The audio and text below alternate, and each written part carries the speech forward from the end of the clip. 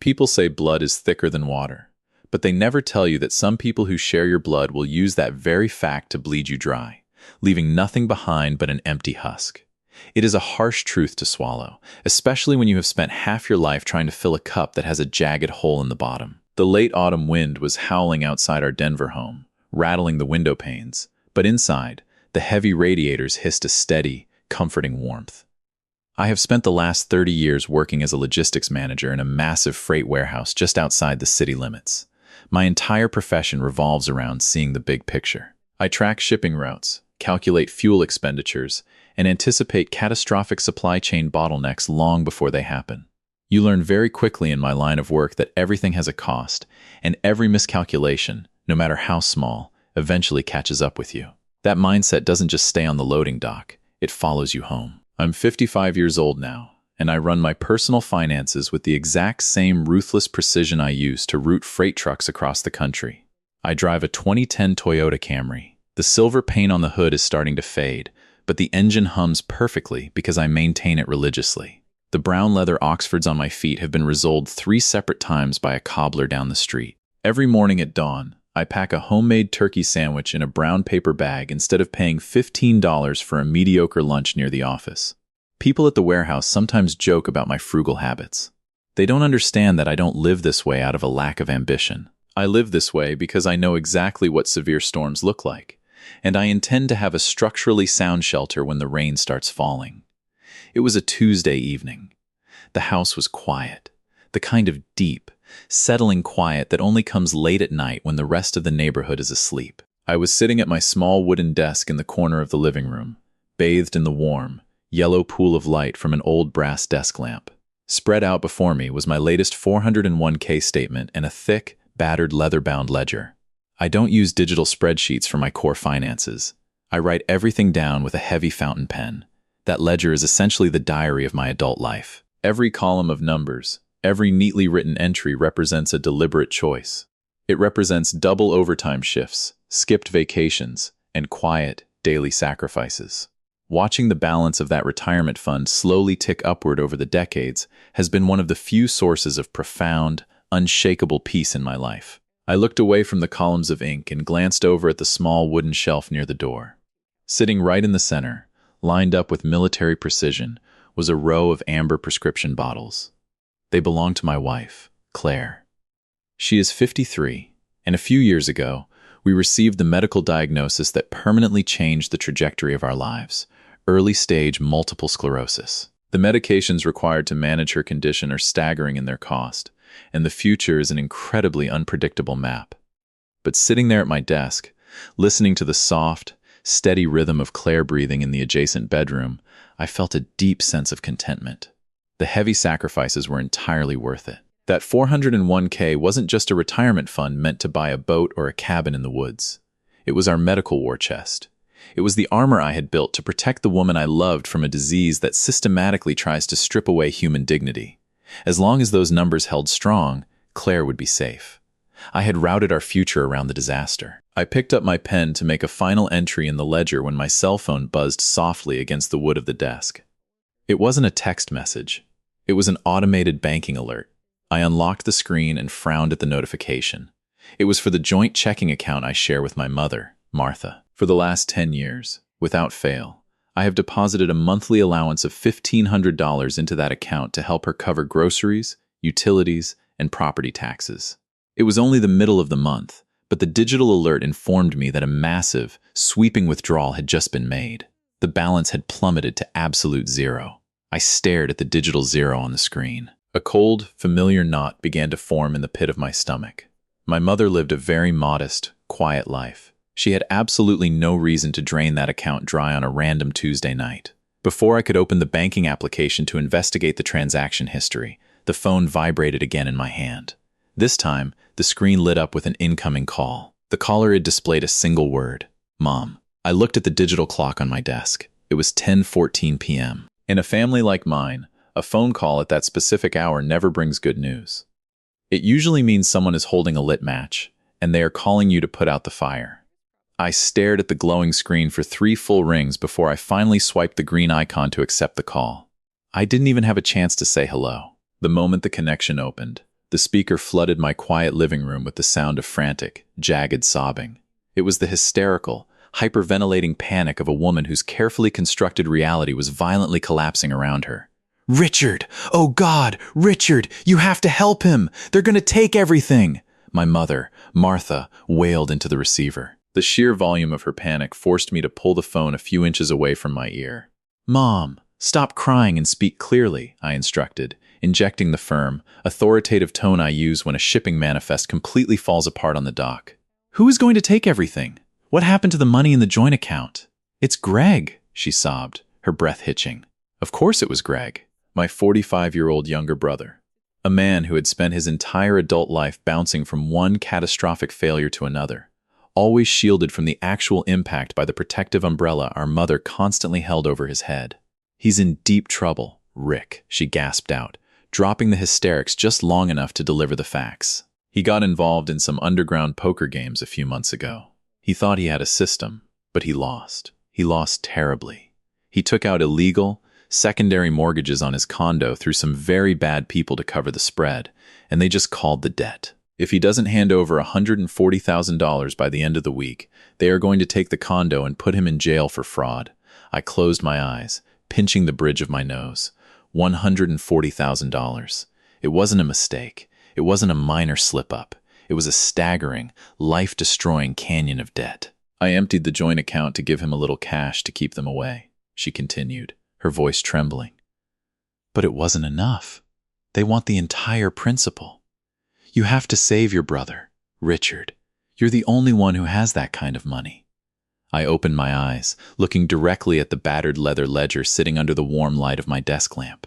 "I don't have $140,000 in liquid cash, Mom," I said flatly. "You know my salary." "I know you don't have it in your checking account," Martha fired back, her tone shifting seamlessly from desperation to calculating urgency. "But you have your $401K. I know how much you've been putting away all these years. You need to call your broker tomorrow morning and liquidate the account." The absolute audacity of the demand hung in the air like a foul odor. She wasn't asking for a loan. She was demanding I burn down the protective fortress I had spent 30 years building, just to extinguish a fire my brother had intentionally started. "Mom," I said, keeping my voice incredibly level, though the temperature in my chest was rapidly dropping to absolute zero. "If I liquidate a retirement account early, I will be hit with massive federal and state tax penalties. I'd lose almost 40% right off the top. But more importantly, that money is not for Greg's gambling debts. That money is the medical safety net for Claire's multiple sclerosis. It stays exactly where it is." The silence on the other end of the line was brief. When Martha spoke again, the weeping, helpless mother act completely vanished. It was replaced by a vicious, toxic entitlement that I hadn't heard so clearly in decades. "Claire is already sick, but Greg has his whole life ahead of him," she screamed, the sheer cruelty of the words slicing through the digital connection. "I gave you life. Richard, you owe our family. You go to the bank tomorrow and empty that account. If you let your brother go to prison, you are dead to me." I looked down at the paper statement for the 401K. Then, I looked over at the neatly lined row of amber prescription bottles sitting on the shelf. The medicine keeping my wife from losing her mobility.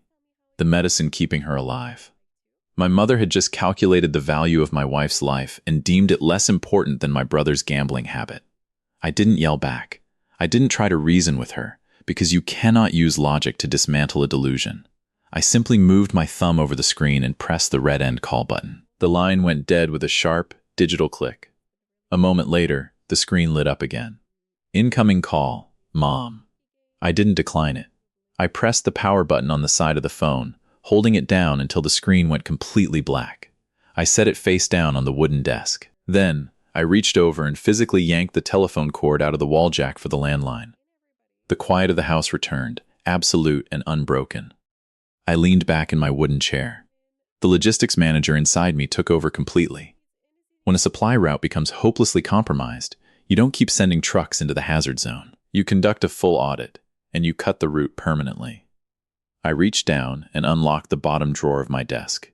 It was where I kept archived documents. I pushed past the old tax returns and pulled out a thick, heavy manila folder.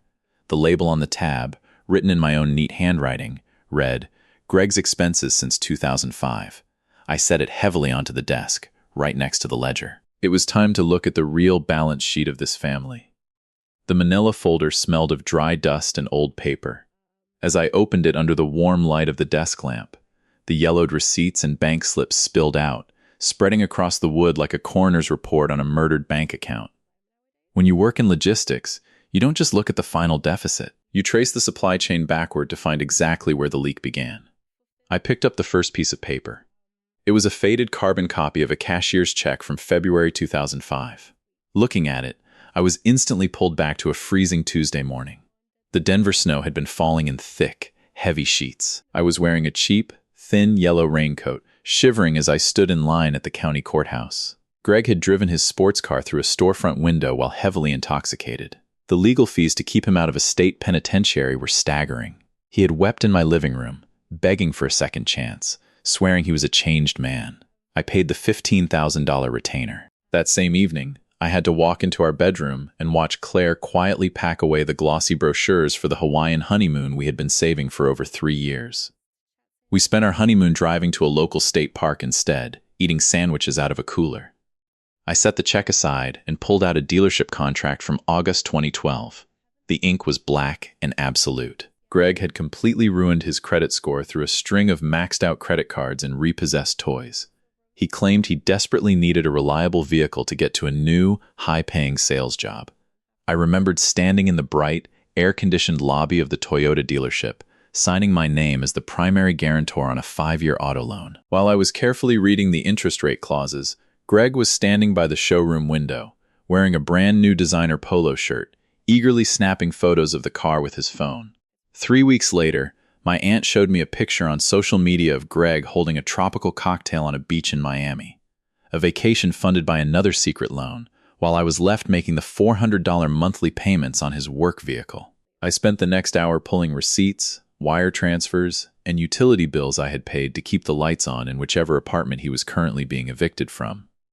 I picked up my heavy fountain pen and began tallying the numbers in the margins of my ledger. When my pen stopped moving, the final number sat on the page like a physical weight, $214,000. Over 2 decades, my mother had systematically guilt-tripped, manipulated, and coerced me into bleeding over $200,000 into the bottomless pit that was my younger brother, all under the guise of family duty. But the true depth of the betrayal wasn't in my ledger. It was hiding at the very bottom of the manila folder. I pulled out a folded piece of paper. It was a bank statement from 2021 that Martha's bank had accidentally mailed to my address because my name was listed as the secondary emergency contact on her accounts. At the time, I had merely glanced at it to make sure her pension was depositing correctly before filing it away. Now, with the context of her phone call ringing in my ears, I read the itemized lines with the forensic scrutiny of an auditor. On the first of the month, her state pension of $3,000 had cleared. On the second of the month, there was a direct wire transfer of $2,500 to an offshore account associated with a digital sportsbook. 3 days later, another transfer to a local casino's Atom network. The dates aligned perfectly with my own records. That exact same week in 2021, Martha had called me, crying that her water heater had broken and she couldn't afford groceries. I had immediately transferred her $3,000. The realization hit me with the force of a freight train. My mother didn't just find out about Greg's gambling addiction. She had known about it for years. She wasn't an innocent victim caught in the crossfire of his mistakes. She was his primary financier. She had been willingly draining her own pension to cover his illicit bets, and when her well ran dry, she used me as the backup generator. She forced me to pay for her living expenses so she could funnel her actual income directly to the bookies. All of this was orchestrated to protect the pristine, successful image of her golden boy from the judgment of our extended family. She hadn't just asked me to empty my $401k to save Greg. She was demanding I sacrifice Claire's medical future to protect a lie she had been funding for a decade. The anger I felt didn't burn hot. It didn't make me want to shout or punch a wall. It froze into something infinitely more dangerous. It was the icy, absolute clarity of a man who realizes he has been negotiating with a parasite. I neatly stacked the papers back into the folder. The time for paying past due invoices was officially over. If you've ever been the ATM for a toxic family member, hit the like button, because the machine was about to swallow their card permanently. The sun rose over Denver the next morning, casting a pale, freezing light across the frost-covered lawn. My routine did not change. Discipline is what keeps a structure standing when an earthquake hits. I woke up at 5 in the morning, brewed the coffee, and stood at the kitchen counter making my turkey sandwich on whole wheat bread. Claire was still asleep, the house wrapped in that same peaceful silence I had fought so hard to preserve. At 6:30, I finally picked up my cell phone and pressed the power button, bringing it back to life. It took less than 30 seconds for the screen to light up with a new text message. It wasn't from my mother, it was from Greg. I opened it, expecting some form of a groveling apology, a desperate plea from a drowning man realizing he had dragged his family into the abyss. Instead, the message read exactly like a memo from an entitled executive giving orders to a subordinate. Mom said you're handling the condo thing. Make sure the wire clears by Friday morning so these guys back off. Don't stress Mom out by dragging your feet on this. There was no, please. There was no thank you. There wasn't even a basic acknowledgement of the fact that he was asking me to burn my wife's medical safety net to the ground. In his mind, and in my mother's mind, my money wasn't actually mine. It was a communal family resource that they were entitled to draw upon whenever his reckless gambling demanded it. In the logistics industry, a critical failure isn't always accompanied by a massive explosion or a blaring siren. Sometimes, a catastrophic breach of contract is just a quiet line of text on a screen, signaling that a vendor has finally crossed the absolute point of no return. You don't argue with a failing vendor. You terminate the partnership. I deleted the message. I didn't reply. Normally, on a Wednesday morning, I would put on my heavy steel-toed boots, a flannel shirt, and my canvas work jacket for the warehouse. Today, I walked past my work clothes. I opened the far end of the closet, unzipping a heavy garment bag, and pulled out my only suit. It was charcoal gray, tailored nearly a decade ago for a corporate banquet, but it still fit perfectly. I tied a simple half-Windsor knot, slid my feet into my freshly polished leather Oxfords, and quietly kissed Claire's forehead before leaving the house. I climbed into the 2010 Camry. The engine turned over with its usual, reliable hum. I did not drive toward the local bank branch to liquidate my 401k. I merged onto the interstate and drove straight into the heart of downtown Denver, parking in an underground structure beneath the towering glass and steel buildings of 17th Street. Robert Sterling's law office was on the 22nd floor. Robert is a seasoned financial and estate attorney. We had played chess together at a local club for years, and he approached the law exactly the way he approached the chessboard, by controlling the center and systematically stripping his opponent of all their offensive pieces. I sat down in the heavy leather chair across from his sprawling mahogany desk and dropped the manila folder right in the center of the polished wood. Robert pushed his reading glasses up his nose, opening the folder. He spent 10 minutes quietly reviewing the receipts, the carbon copies of the checks, and finally, the bank statement exposing my mother's offshore gambling transfers. When he finished, he closed the folder and looked at me, his expression completely unreadable. "So, Rick," Robert said, folding his hands together. "They are demanding $140,000. What exactly are we doing today?" "We are declaring financial quarantine," I told him, my voice completely steady. "I am not just refusing the payment, Robert. I want to cut every single financial artery connecting them to my life. I want a surgical extraction, and I want it perfectly legal so they cannot retaliate." Robert nodded slowly, pulling a yellow legal pad toward him. "Outline the parameters." "First, the monthly allowance," I listed, tapping my finger on the desk. "I want a formal notice drafted terminating the $1,500 direct deposit to my mother, effective today. Second, Greg's car insurance and cell phone plan. I still own the policies because his credit is blacklisted. Cancel them. Remove him as an authorized driver. Let him drive his heavily financed sports car completely uninsured." Robert's pen scratched rapidly across the paper. "Done. And the third piece?" "The third piece," I said, leaning forward, "is the $50,000 business loan I gave Greg in 2018. The one we actually notarized before he blew it all on a failed startup. I want a formal demand letter issued for the full balance. If he doesn't pay it within 30 days, I want to initiate the process to place a lien on whatever equity he has left in that condo, right alongside the loan sharks." Robert stopped writing. He looked up at me, a sharp, approving gleam in his eye. He was a man who appreciated a flawless endgame. "I'll have the documents drafted by noon," Robert said. "We will send everything in a single package, certified mail. Signature required. The routing was set.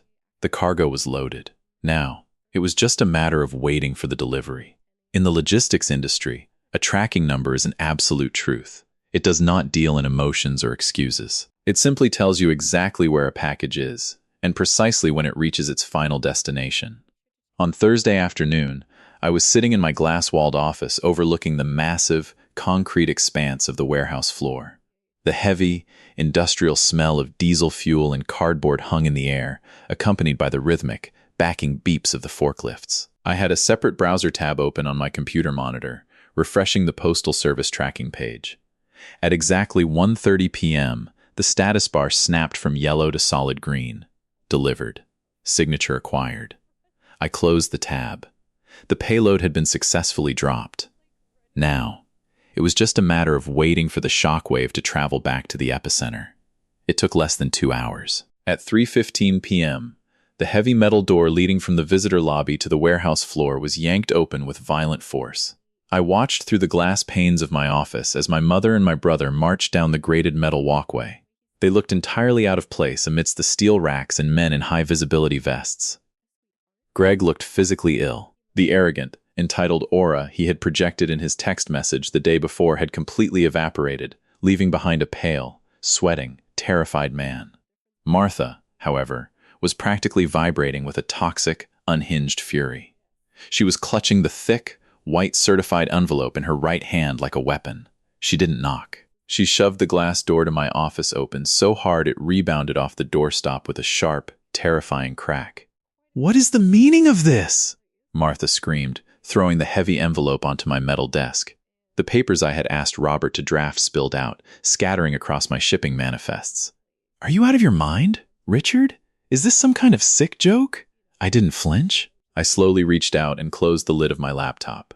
I leaned back in my ergonomic mesh chair, interlacing my fingers, and looked at them with the calm, detached observation of a man evaluating a damaged shipment. "It's not a joke, Mom," I stated, the ambient noise of the warehouse perfectly contrasting the sudden, heavy silence in my office. "It is a legally binding restructuring of my finances." "You canceled my cell phone!" Greg blurted out, his voice cracking with genuine panic. I was trying to call the guys holding my mortgage to buy a few more days, and a recorded message told me the line was disconnected. And my auto insurance? If I drive my car, I could be arrested. "Then I suggest you take the bus," I replied evenly. I am no longer the primary guarantor for a 45-year-old man. Martha slammed both her hands down on my desk, leaning over to glare at me. "You are cutting off my allowance? After everything I have done for you? You are leaving me with nothing? And what is this garbage about a demand letter for $50,000? You are going to sue your own brother while he is fighting for his life against loan sharks?" "I'm not suing him," I corrected, picking up the demand letter and sliding it toward Greg.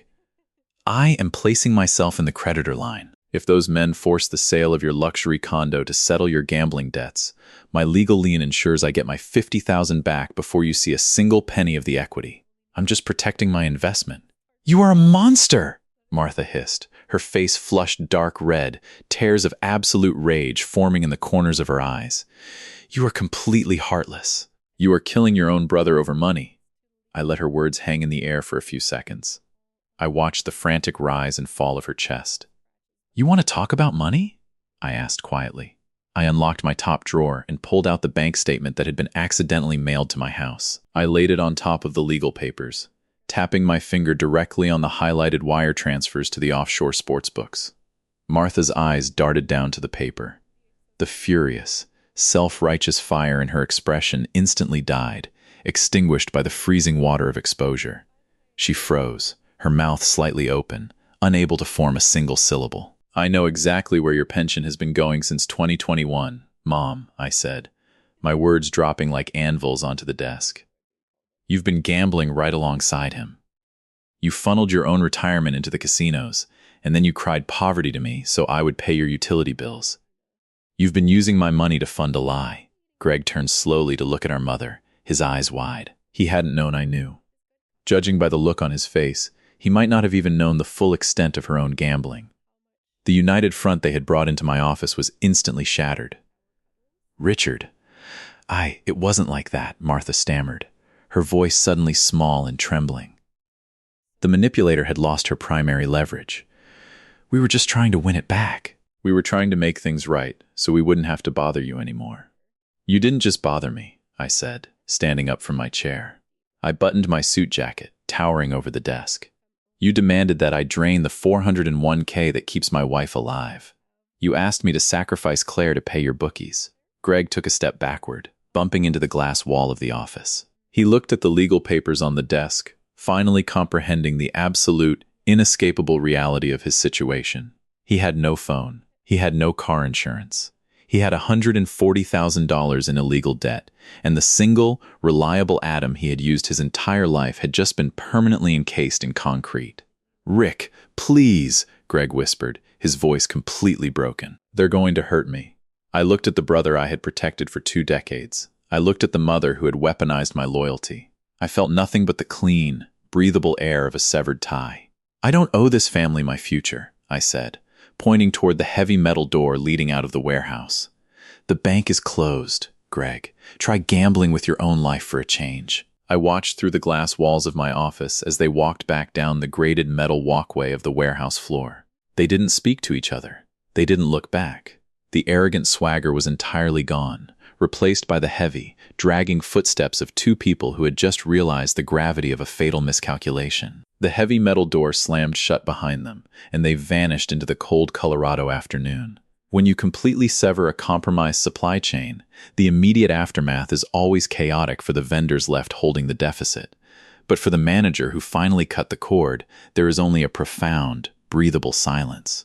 2 months have passed since that Thursday. The fallout was exactly as predictable as a poorly balanced ledger.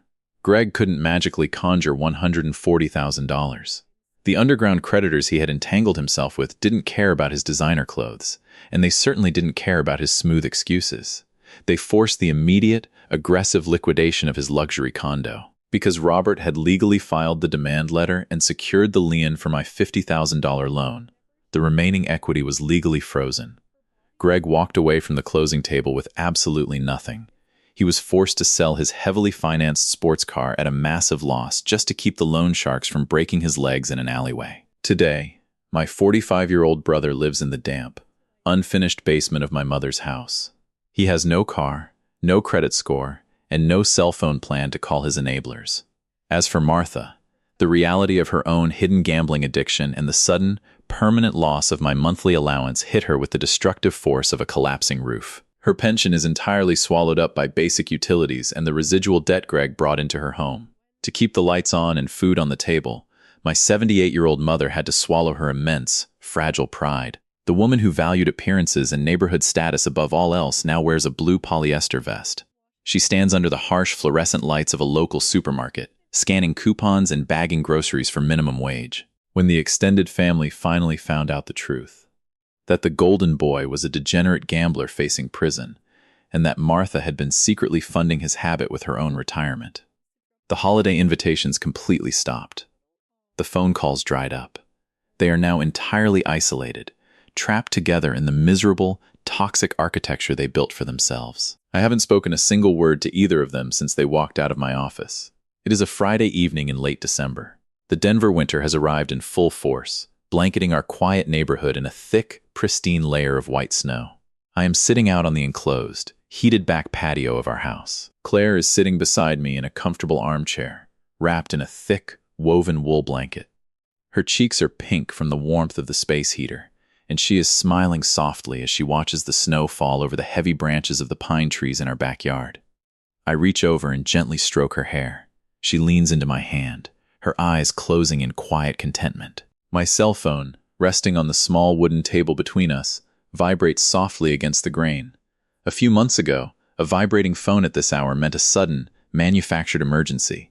It meant a fabricated crisis designed to manipulate my loyalty and drain my bank account.